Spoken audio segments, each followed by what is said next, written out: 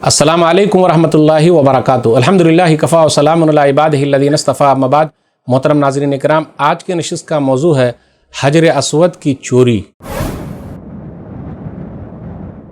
آج میں آپ لوگوں کے سامنے حجر اسود کے تعلق سے چند باتیں رکھنا چاہتا ہوں۔ تو آئیے سب سے پہلے یہ دیکھیں حجر اسود کیا ہے۔ حجر اسود جنتی پتھر ہے۔ حدیث کے اندر آیا، سنن ترمذی کتاب الحج حدیث نمبر 877، صحیح روایت ہے۔ عبداللہ بن عباس رضی اللہ تعالیٰ عنہ کہتے ہیں کہ رسول اللہ صلی اللہ علیہ وسلم نے ارشاد فرمایا، نزل الحجر الاسود من الجنہ وهو اشد بیاضا من اللبن فسودته خطایا بنی آدم، کہ حجر اسود جنت سے لایا گیا پتھر ہے، جنتی پتھر ہے، اور وہ دودھ سے بھی زیادہ سفید تھا۔ بنو آدم کی غلطیوں نے اس کو کالا کر دیا ہے، گناہوں نے کالا کر دیا ہے۔ حجر اسود کے بارے میں کل قیامت کے دن اللہ تعالیٰ حجر اسود کو 2 آنکھ دے گا، پھر اسی طریقے سے زبان بھی دے گا۔ تو وہ 2 آنکھوں سے دیکھے گا، زبان سے بات کرے گا اور گواہی دے گا کس نے اس کو حق کے ساتھ چوما ہے۔ سنن ترمذی کتاب الحج حدیث نمبر 961، صحیح روایت ہے۔ عبداللہ بن عباس رضی اللہ تعالیٰ عنہ کہتے ہیں کہ نبی صلی اللہ علیہ وسلم نے حجر اسود کے بارے میں کہا، واللہ لیبعثنہ اللہ یوم القیامہ لہو عینان یبصر بہما ولسان ینطق بہ یشہد علی من استلمہ بحق۔ اللہ کی قسم، اللہ تعالیٰ اس کو قیامت کے دن لائے گا حجر اسود کو، اور اس کے بعد 2 آنکھیں ہوگی، وہ دیکھے گا، اور زبان ہوگی، حجر اسود بات کرے گا اور گواہی دے گا کس نے حق کے ساتھ چوما ہے۔ نبی صلی اللہ علیہ وسلم نے حجر اسود کے تعلق سے یہاں تک کہا، سنن ترمذی کتاب الحج حدیث نمبر 878، صحیح روایت ہے۔ عبداللہ بن عمرو بن عاص رضی اللہ تعالیٰ عنہ بیان فرماتے ہیں کہ میں نے رسول اللہ صلی اللہ علیہ وسلم کو فرماتے ہوئے سنا، ان الرکن والمقام یاقوتتان من یاقوت الجنہ طمس اللہ نورہما ولو لم یطمس نورہما لاضاءتا ما بین المشرق والمغرب، کہ حجر اسود اور مقام ابراہیم یہ جنتی 2 یاقوت ہیں، موتی ہیں، یاقوت ہیں۔ اللہ تعالیٰ نے دونوں کی روشنی کو ختم کر دی ہے۔ اگر دونوں روشن ہوتے تو پوری دنیا روشن ہو جاتی۔ تو یہ مقام و مرتبہ ہے حجر اسود کا۔ نبی صلی اللہ علیہ وسلم نے بوسہ لیا ہے، اس لیے ہم اور آپ نبی صلی اللہ علیہ وسلم کی سنت پر عمل کرتے ہوئے بوسہ لیتے ہیں۔ حجر اسود کے اندر نفع نقصان کی طاقت نہیں ہے۔ حجر اسود خود نہ فائدہ پہنچا سکتا ہے، نہ کسی کو نقصان پہنچا سکتا ہے۔ آئیے ذرا حجر اسود کے بارے میں تاریخ کے اندر دیکھیں، بہت سارے واقعات ہیں، لیکن میں 2-3 واقعہ نقل کروں گا حجر اسود کی چوری کے تعلق سے۔ کہا جاتا ہے کہ حجر اسود کو اس کی جگہ سے نکالا گیا، اور کئی بار نکالا گیا ہے۔ نبی صلی اللہ علیہ وسلم کے زمانے میں جو مسئلہ ہوا کہ حجر اسود کو اس کی جگہ پہ کون رکھے گا، تو نبی صلی اللہ علیہ وسلم نے کس طریقے سے رکھوا دیا ہے۔ قبیلہ جرہم جب مکہ سے جا رہے تھے تو کہا جاتا ہے انہوں نے حجر اسود کو نکالا اور زمزم کے کنویں میں دفن کر دیا۔ اس کے بعد میں 1-2 واقعہ اور آپ کے سامنے رکھوں گا۔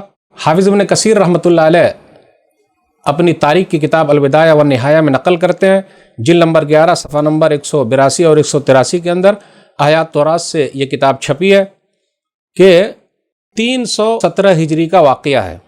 میں خلاصہ بیان کر رہا ہوں جو حافظ ابن کثیر رحمۃ اللہ علیہ نے نقل کیا ہے کہ بحرین کے اندر قرامطہ کی حکومت تھی، اور قرامطہ اپنے آپ کو امام محمد بن اسماعیل بن جعفر الصادق کی طرف منسوب کرتے ہیں۔ یہ اسماعیلی باطنی فرقہ ہے، آل بیت سے محبت کا یہ لوگ دعویٰ کرتے تھے، علی رضی اللہ تعالیٰ عنہ اور ان کی اولاد کا نام استعمال کرتے تھے۔ عقائد پر غور کریں گے تو پتہ چلے گا یہ لوگ اسلام پہ نہیں ہیں، لیکن آل بیت سے محبت کا دعویٰ کرتے ہیں۔ ابھی جو موجودہ بحرین ہے وہاں قرامطہ کی حکومت تھی۔ ایک بادشاہ ان کا گزرا ہے، ابو طاہر سلیمان قرامطی یا قرمطی۔ 317 ہجری میں اس نے مکہ پر حملہ کیا۔ کہا جاتا ہے 30,000 حاجیوں کو قتل کر دیا۔ خانہ کعبہ کے میزاب اور پرنالے کو وہاں سے اتارنے کی اس نے کوشش کی، دروازے کو اس نے توڑنے کی کوشش کی، مقام ابراہیم پر قبضہ جمانا چاہا، لیکن مقام ابراہیم کو وہاں کے گارڈ نے چھپا کر کے رکھ دیا، وہ وہاں تک پہنچ نہیں سکا۔ بیت اللہ کا غلاف اتار لیا اور حجر اسود کو وہاں سے نکالا۔ ثم قلع الحجر الاسود، وہاں سے نکال لیا اور وہ لے کر چلا گیا۔ کہا جاتا ہے کہ 22 سال تک، حافظ ابن کثیر رحمۃ اللہ علیہ نے نقل کیا، 22 سال تک خانہ کعبہ بیت اللہ بغیر حجر اسود کے رہا۔ تو جب قرامطہ لوگ لے کر چلے گئے اور بحرین پہنچ گئے، دوسرے لوگوں نے کافی کوشش کی، بادشاہوں نے کوشش کی کسی طریقے سے وہ حجر اسود مل جائے، اور بیت اللہ شریف میں لگا دیا جائے، لیکن وہ نہیں دیا۔ 339 ہجری، ابھی ہم اور آپ چل رہے ہیں 1441 ہجری میں، 339 ہجری میں بالآخر ایک بادشاہ تھے اور بادشاہ کے ساتھ معاہدہ ہوا، عباسی خلیفہ مقتدر باللہ کے ساتھ معاہدہ ہوا 30,000 دینار پر، اور اس کے بعد وہ جو ابو طاہر قرامتی تھا یا قرمتی تھا، بحرین کا جو حاکم تھا، وہ دینے پر راضی ہو گیا۔ علامہ سیوطی رحمۃ اللہ علیہ نے بھی نقل کیا اور تاریخ مکہ کے اندر یہ واقعہ موجود ہے۔ کہا جاتا ہے کہ یہ واقعہ صحیح ہے کہ جب حجر اسود کو لانے کے لیے گئے تو وہاں کیا ہوا کہ شیخ عبداللہ بحرین پہنچے، وہاں کے بادشاہ ابو طاہر قرامتی نے ایک مجلس منعقد کی اور اس کے بعد آزمائش کے لیے دیکھا کہ شیخ عبداللہ حجر اسود کو پہچان پاتے کہ نہیں پہچان پاتے ہیں۔ ایک پتھر لایا گیا، غلاف کے اندر تھا، اس کے اندر سے خوشبو آ رہی تھی، کہا گیا کہ یہ لیجئے، آپ کا حجر اسود ہے، لے جائیے۔ شیخ محدث عبداللہ نے کہا کہ نہیں، میں اپنے حجر اسود کو جانتا ہوں، اور حجر اسود کی 2 نشانی ہے۔ نمبر 1، پانی میں وہ نہیں ڈوبتا، نمبر 2، آگ میں وہ جل نہیں سکتا بلکہ آگ میں وہ ٹھنڈا ہی رہے گا۔ تو لائیے میں ٹرائی کرتا ہوں۔ تو وہ غلاف کے اندر جو دیا گیا تھا پتھر، خوشبو والا جو تھا، اس پتھر کو جیسے آگ میں ڈالا گیا تو وہ جل گیا اور پھٹ بھی گیا، اور پانی کے اندر رکھا گیا تھا اس سے پہلے تو وہ ڈوب بھی گیا۔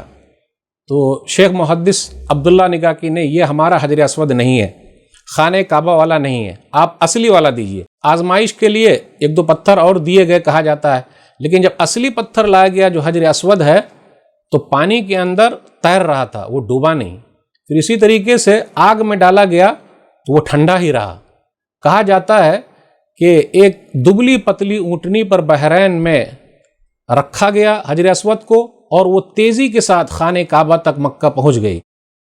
جس وقت حجر اسود کو مکہ سے نکال کر لے جایا جا رہا تھا بحرین کی طرف، تو کہا جاتا ہے کہ 40 اونٹنیاں مر گئی۔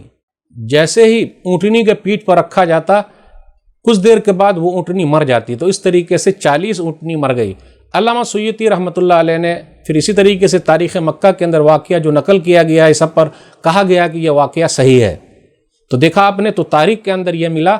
تو اس کے بعد جب وہ لے کر آئے تو قرامتہ نے اس کے ٹکڑے ٹکڑے کر دیے تھے، تو وہ ٹکڑے ٹکڑے کو خانہ کعبہ میں لگا دیا گیا۔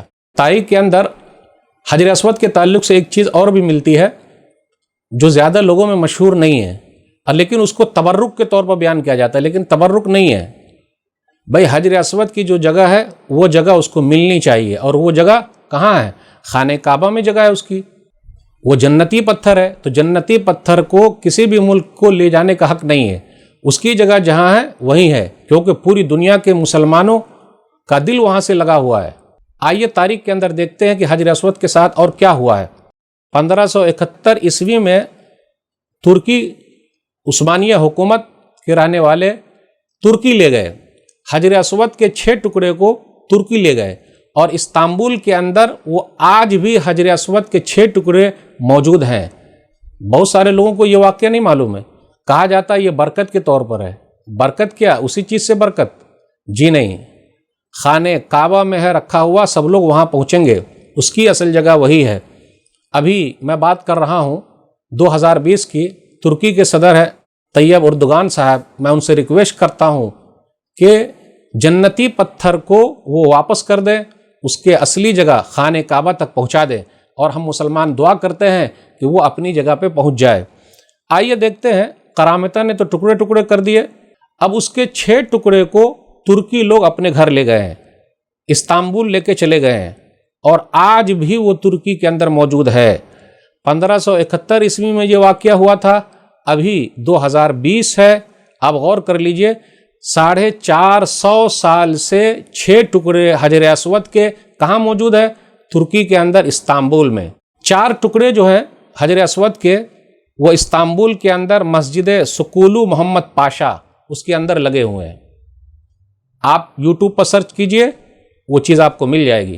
اور ترکیوں نے باضابطہ کہا ہے کہ چیز ہمارے پاس ہے، لیکن وہ بولتے ہیں کہ نہیں، یہ برکت کے طور پر ہے۔ جی نہیں۔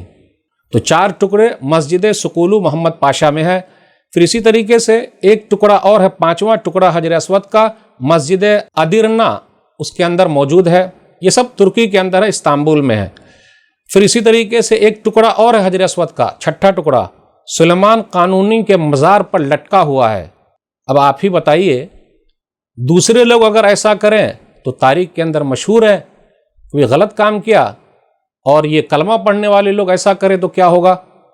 مسجد سکولو محمد پاشا جس کے اندر حجر اسود موجود ہے، اس کے ٹکڑے رکھے ہوئے ہیں، آج بھی آپ دیکھ سکتے ہیں 450 سال ہو چکے ہیں، وہ واپس نہیں کیا گیا ہے۔ اس لیے ہم اللہ سے دعا کرتے ہیں کہ اللہ حجر اسود کا جو ٹکڑا ہے، جنتی پتھر جو ہے، اس کو تو خانہ کعبہ تک پہنچا دے۔ اور ہم ذمہ داروں سے اپیل کرتے ہیں، وہاں کے صدر طیب اردگان صاحب سے، کہ آپ تو بہترین خلیفہ ہیں کہے جاتے ہیں، وہ ایک خلیفہ تھا کرامتی ابو طاہر، وہ صحیح نہیں تھا، کم سے کم آپ تو یہ 6 ٹکڑوں کو وہاں سے نکالیے اور خانہ کعبہ تک پہنچائیے۔ اللہ ہم سب کو صحیح سمجھ عطا فرمائے۔ تو یہ چند باتیں تھی، باتیں اور بھی ہے لیکن زیادہ باتیں میں آپ کے سامنے رکھ نہیں سکتا۔